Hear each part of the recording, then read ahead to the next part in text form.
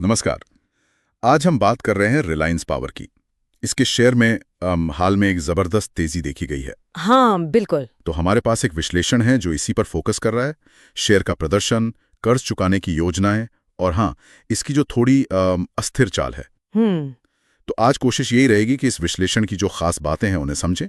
बिल्कुल। देखते हैं कि निवेशकों के लिए इसके क्या मायने हो सकते हैं। तो सबसे पहले हुआ क्या है।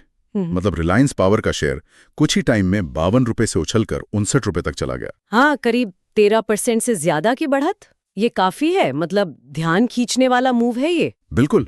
तो इस विश्लेषण में जो एक पहली बड़ी बात सामने आ रही है वो है कर्ज कम करने की कोशिशें। हाँ, डेट रिस्ट्रक्चरिंग। हाँ, डेट रिस्ट्रक्चरिंग। रिपोर्ट कह रही है कि कंपनी इस पर काफी सीरियसली काम कर रही है। क्या यही है मेन वजह इस उछाल की? देखिए, ये एक बहुत बहुत अहम पहलू है।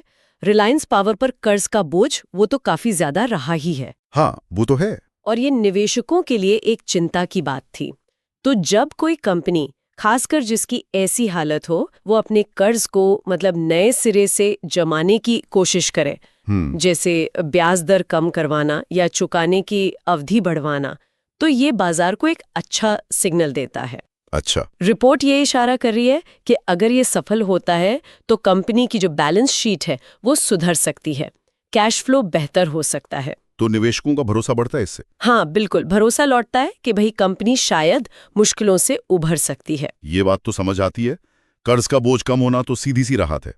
लेकिन रिपोर्ट में एक और पॉइंट है, कंपनी की भविष्य की योजनाएं। हाँ। कहा जा रहा है कि ये योजनाएं भी काफी ठोस लग रही हैं।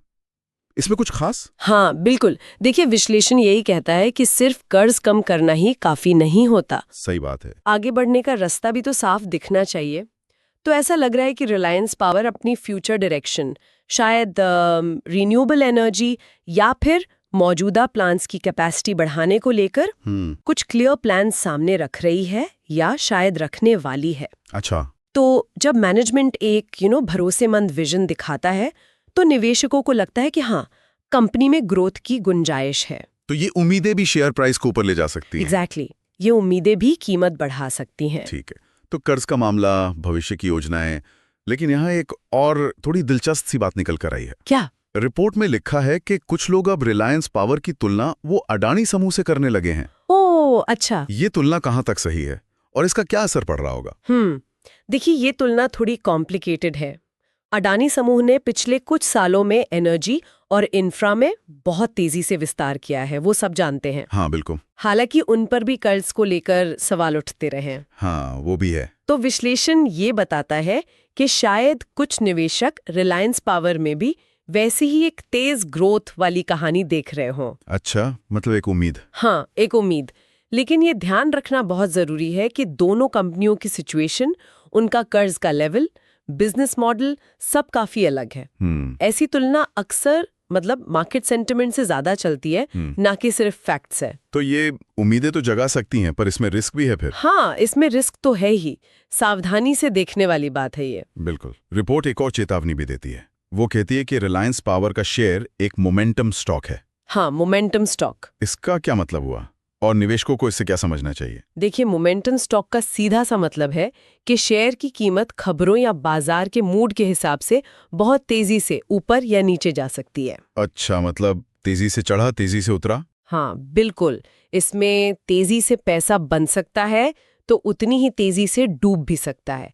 विश्लेषण इसे अत्यधिक अस्थिर यानी हाईली वॉलेटाइल भी कह रहा है। Highly volatile. हाँ, इसका मतलब है कि इसमें रोजाना या हफ्ते भर में भी बड़े उतार चढ़ाव आम बात हो सकती है। तो ये ट्रेडर्स के लिए तो ठीक हो सकता है मौके? हाँ, ट्रेडर्स के लिए मौके बन सकते हैं, लेकिन लंबी अवधि के निवेशकों के लिए ये अस्थिरता एक बड़ा रिस्क है। तो मतलब सिर्फ तेजी देखकर कूद पड़ना खतरनाक हो सकता है। बिल्कुल, बिल्कुल। रिपोर्ट इसी बात पर जोर दे रही है। ऐसे अस्थिर शेयरों में कब खरीदना है और कब बेचना है। Entry exit. हाँ, सही एंट्री और एग्जिट का फैसला बहुत ज्यादा मायने रखता है। सिर्फ हाल के उछाल या किसी खबर के दम पर लॉन्ग टर्म इन्वेस्टमेंट से बचना चाहिए।